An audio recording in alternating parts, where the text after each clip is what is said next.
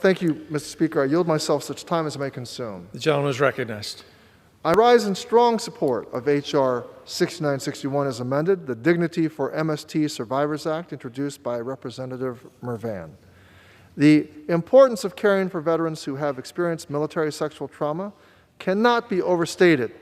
By virtue of the bill's name, Representative Mervan seeks to ensure that MST survivors are given the respect and honor they deserve. Words have meaning and power, and how we discuss MST can be re-traumatizing for survivors. Careful thought must be given to the way in which VA communicates with veterans who have MST claims. This bill takes great care to address the language included in claims denial letters so veterans are not re-traumatized when receiving what may be troubling news. This legislation requires VA consult with stakeholders to identify the appropriate language to include in these letters. Additionally, the Board of Veterans' Appeals does significant work, including the processing of appeals for MST. Given the extremely sensitive nature of these claims, board members must be adequately trained to review these cases. Therefore, this legislation includes an annual training element and requires that if board members do not meet this annual training requirement, they will not be assigned to MST cases.